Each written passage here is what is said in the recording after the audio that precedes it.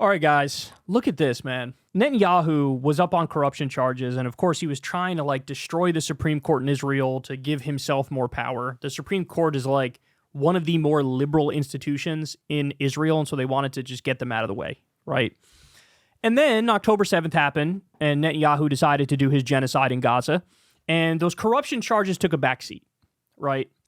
Well, now, finally, the Netanyahu corruption trial resumes. So here, let me walk you through this. The corruption trial of Israeli Prime Minister Benjamin Netanyahu restarted Monday after a 2-month pause that followed the state of emergency declared after the October 7th Hamas attacks. Israeli Minister of Justice Yaris Levin lifted the state of emergency effective December 1st. Netanyahu's corruption trial first began in January 2020, making him the first sitting Israeli prime minister to appear in court as a defendant on trial for charges of fraud, breach of trust, and bribery. He denies any wrongdoing. The prime minister faces charges in 3 separate cases. In case 1000, he is charged with fraud and breach of trust in connection with allegations that he received gifts like cigars and champagne from overseas businessmen. In case 2000, he is also charged with fraud and breach of trust and is accused of seeking favorable coverage in one of Israel's top newspapers in exchange for limiting the circulation of one of the paper's main rivals. Wow. More. In case 4000, he is charged with bribery, fraud, and breach of trust for allegedly advancing regulatory benefits worth the equivalent of more than $250 million at the time to his friend Shaul Elovich, who was the controlling shareholder for telecommunications company Bezik. In return, the prosecution says Elovich ensured positive coverage of the prime minister in an online news site he owned called Walla News. Elovich has denied the charges. The Israeli Minister of Regional Cooperation, David Amsalem, criticized the resumption of the trial in a time of war. Oh, please. War, kidnapped, evacuees, economics, no and no. What is most important now is to renew Netanyahu's trial and to engage the Prime Minister of Israel with the unfounded testimonies and delusional trifles. Amsalem, who is also a minister of the Ministry of Justice, said on X. Netanyahu called the indictments a stitch-up and an effort by Israel's liberal and media elites, oh please, to topple him and his right-wing bloc. I love the idea that a guy who has complete and utter control and has for years and years and years, he's playing the victim. And he's acting like, bro, it's the powerful liberal elites in this country. Liberal elites in Israel?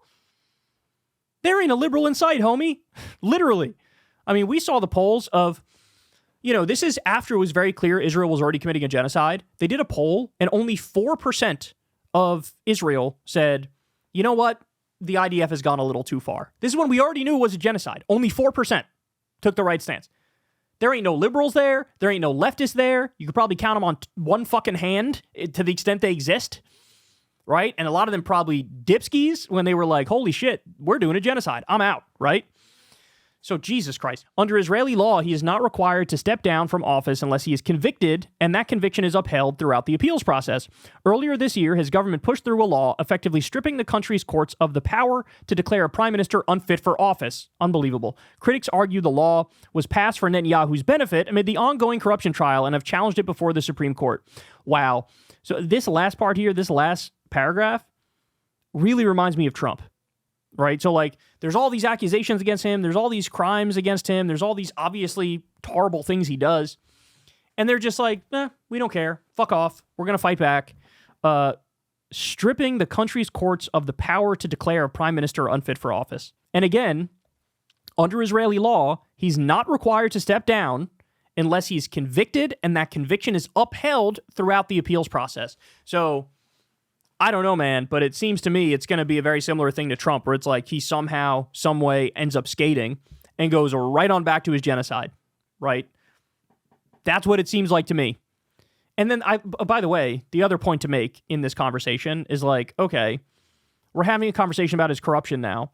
And to the extent that he might get nabbed on anything, maybe it happens on these corruption charges, but think about how warped this system and our world is when here you have a guy doing his best Hitler impression, and they might get him on the corruption, right? It's like, what, graping Palestinians, innocent Palestinians at Israeli concentration camps is not the thing that gets the job done. Starving all of North Gaza, destroying 70% of the buildings in Gaza, killing tens of thousands of innocent men, women, and children, having a death toll of minimum 50,000, could be as high as over 189,000 Palestinians, direct and indirect war deaths, 90% of them innocent civilians.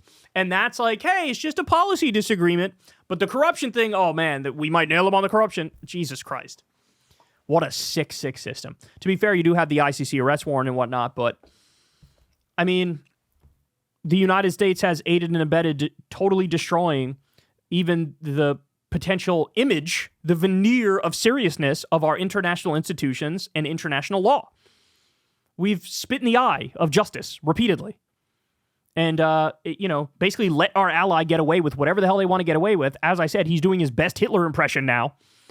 And the conversation comes back to corruption. Well, as I always say, if you end up getting Al Capone on tax evasion, well, at least you got him on something. But I guess this is a chance you get Netanyahu on this corruption. But we also have to be honest about the fact that even if Netanyahu goes down, whoever the fuck replaces him is going to be super similar, right? Even if this person, has the strongest ideological disagreement he can against Netanyahu in the context of the Israeli system, it's still going to be somebody who's like, keep the genocide machine go burr. Keep going down that path. And that's the part that is really hard to wrap your mind around. How extreme this government and this society has become. It is never in my wildest dreams that I think we would see this in my lifetime, how barbaric and savage and disgusting this government is with their actions. Never did I think it would be this bad. I remember, when did it happen? When Obama was in office and the U.S. bombed a hospital in Afghanistan, and that was a huge deal, and we knew the names of all the people who died, and we talked about it, we went through each one, and it was like, and the U.S. said, no, the Afghanistan military told us the Taliban was there, we didn't realize it was civilians, and that was like a huge deal. Now, bombing a hospital in Gaza is known as any random Tuesday. What is it? They bombed over 20 or 30 hospitals, they've bombed virtually every school, they've done controlled demolitions of every university. As I said, they're starving the population in North Gaza. People are dying from preventable disease. People are living in tents because they've been ousted from their homes. And then Israel also bombs the tents. I mean, it's so beyond anything which is acceptable or even defensible to even the tiniest degree, right? Like, lock up Netanyahu, lock up Ben-Gvir, lock up Smotrich, lock up all the assholes in the government and the military who've said outright genocidal things that sound like they come straight from fucking Mein Kampf. Lock them all up and throw away the goddamn key. Lock them all up and throw away the key. And the fact that the U.S. hasn't cut off the money, cut off the weapons, crackdown, it just tells you everything. All right, so then we'll end on this one here, but this, again, just puts into perspective here. We're talking about his corruption charges. But just remember what's actually going on here. An Israeli reservist who spent 86 days in Gaza writes that the Israeli military has more restrictions on shooting dogs than Palestinians. Directly from an Israeli reservist. The Israeli military, the IDF, cares more about dogs in Gaza than people. You literally can't get a more clear-cut, straightforward example that Palestinians have been completely and utterly dehumanized to Israelis. And by the way, look at how they talk about them. They had that, what was it, like a Slack channel or something where IDF soldiers brazenly talk about all the atrocities and war crimes they've committed. And all, they brag about it. They brag about it. They think it's fun to say, hey, I shot a child in the head, as happens all the fucking time. They think it's funny. They enjoy it. They share it.